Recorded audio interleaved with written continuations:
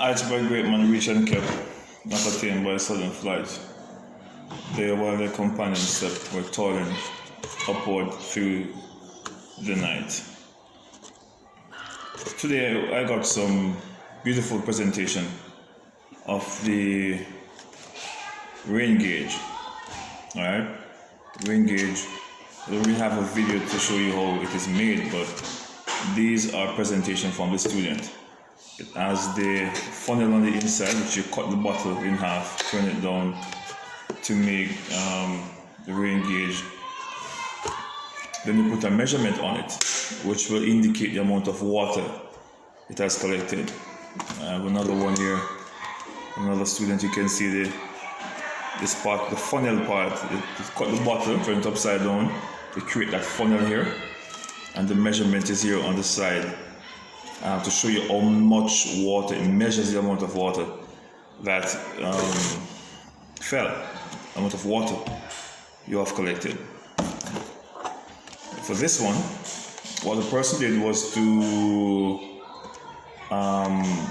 do the markings on it, to measure it, mark it, alright, which is still as effective as those with the ruler on the side of it. Alright, and here we have a larger one. Alright, and these are all done by students. This person used the paper here, and they put the measurement here to indicate the amount of water that has been collected. You might want to use a paper tape though, because when you put it on the outside, paper is going to get wet, absorb the moisture, and then start to break up. You don't really want that. You'll want to use either the marking on it, or you can go ahead with the ruler. Or what this person did was to put the plastic tape, the clear tape, transparent tape, over the paper, so it will prevent, the paper will make it water resistant, so it will prevent the paper from getting moist and tear up. You don't really want that. But these are all a beautiful description of the rain gauge, and in our discussion we were saying that the rain gauge has been in use for centuries. I did not know that. It is one of the methods that the meteorologists and farmers have been using for centuries. All right. So what they have done by designing these, by making these, they have participated in a century-old tradition for meteorologists. It is still being used. What they're saying is that some modifications may have been done, but this practice is still being used. This design is still being used over all those centuries. Yes, you will find other rain gauge out there, but this one is still a practical way in which a farmer can collect to measure the amount of water which fall over a period of time. What's the purpose of it? What is it used for? The rain gauge is important because it allows the farmer to measure the amount of water which fell. Also, in addition to that, it also helps with meteorologists to monitor precipitation over a period of time, the weather pattern. What is weather? Weather is the state of the atmosphere. It could be rainy, it could be sunny. You look on the outside, it is sunny. It is just the weather. If you look outside and it is raining, it's rainy, it's the weather. If you look outside and it is foggy or cloudy, then we could say weather is cloudy. So weather changes constantly. Climate, on the other hand, remain the same way over 30 years or more. So we could say Jamaica is a tropical environment because it has been the temperature over the past hundreds of years. So climate and temperature is totally different. You don't want to confuse them. The temperature changes on a day-to-day basis. Climate remains the same way over a longer period of time. So whenever time is a weather pattern, because it's raining for a period of time, farmers and meteorologists is someone who studies the weather. Right? Remember that concept. The meteorologist is a person who studies the weather. Whenever time it rains, meteorologists and farmers use this particular instrument to measure the amount of water which fell over a period of time.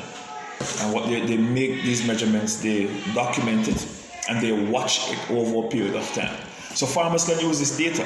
Farmers can use this data to say, okay, during this period, the rain pattern is not that bad as opposed to in that particular period of time, and this data has been collected over a number of years. So we could say, okay, in January we don't usually have a lot of rain. We may have like an inch of rain or 2 inches of rain in January, based on the data we have collected over a number of years. Or we could say in February, or whichever month it is you're measuring, over a number of years, they will collect this data and use it for prediction to say, we might experience this amount of rainfall in that particular month or period based on what we have seen in the past. Yes, we know that weather pattern is changing rapidly. One of the things which causes weather pattern to be changing is deforestation. So we were looking at precipitation and how does precipitation take place. It starts by evaporation, then condensation, then precipitation. That's the cycle of the water. So the water is inside of a container. It is inside of a sea. It's inside of a river. Wherever it is, then the sun is shining. Water particles start moving around. Then they rise. Cool temperature goes down. So once it gets hot, it's going to rise. The vapors rise. It goes up to the environment. It forms the cloud. Cloud is basically dense water vapor. That is cloud. Cloud is water vapor. It goes into the clouds. It condenses. Then it falls back as rain. Right? And that will be precipitation. So we were looking at the fact that deforestation has impacted rainfall over a number of years. How does deforestation affect rainfall? It does, because where there are more trees, you will likely get more rain. Why is that so? Why will you get more rain? Because of the trees. It is so because wherever the trees are going to release water vapor. The trees is going to release water vapor. That water vapor is going to go up into the atmosphere. It is going to condense and fall back as rain. So what trees help to produce rain? That's the reason why you'll hear people say, oh, trees attract rain. Right? People always say that. Wherever there's tree, and our grandparents tells us that trees attract rain. They did not know the most scientific term to explain to us what is happening.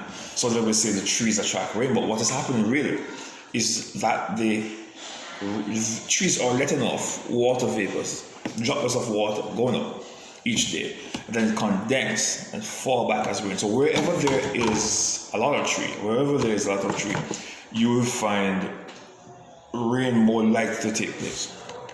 And somebody make a brilliant suggestion, that that's the reason why there's no rain in the desert. And that was a beautiful suggestion from someone, observation from someone to say, oh, that's the reason why the desert doesn't have any rain, because there's no tree in order to release any water vapor to help or speed up condensation in order for precipitation to take place. So those are some of the things we look at in social studies. I want you guys to keep reading over your notes, and I want you guys to also engage in research. You have questions, go to Google. All right? There's always going to be questions. Go to Google, do your own research, get additional information. Don't just rely on what you have learned from the books. Do not just rely on what you get from the teacher. Always try to be an active researcher to get information so you can expand your intellectual capacity, you can expand your knowledge, you can be a more resourceful person as you continue to seek information. Always be thirsty, always be hungry, always crave for information. There's greatness in you. There's something special about you. Continue learning.